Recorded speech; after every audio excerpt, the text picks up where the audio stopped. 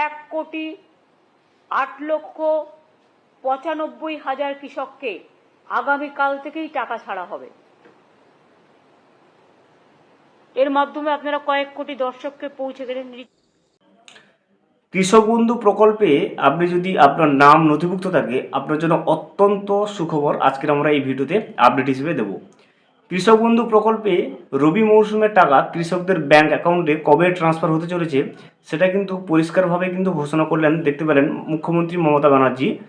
1,08,95,000 কৃষককে গতকাল থেকে অর্থাৎ 22শে নভেম্বর থেকে কিন্তু কৃষক বন্ধু প্রকল্পের যে দ্বিতীয় দফার টাকা অর্থাৎ রবি মৌসুমের টাকাটা সেটা কিন্তু ট্রান্সফার করতে চলেছে 22শে নভেম্বর থেকে।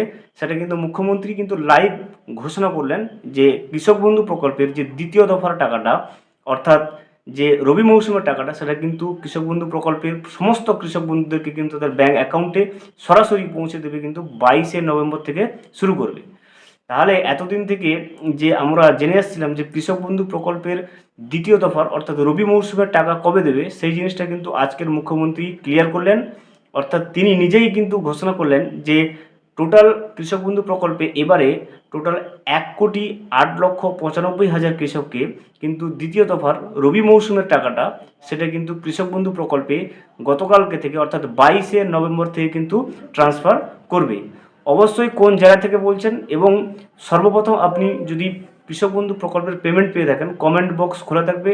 কোন জেলা থেকে বলছেন পেমেন্ট পেয়ে থাকলে অবশ্যই কিন্তু আমাদেরকে স্ক্রিনশট দিয়ে হেল্প করবেন। কোন জেলা থেকে বলছেন, কোথা থেকে বলছেন আমাদেরকে কিন্তু অবশ্যই জানাবেন, তাহলে কিন্তু আপনাদেরকে আপডেট দিতে সুবিধা হবে।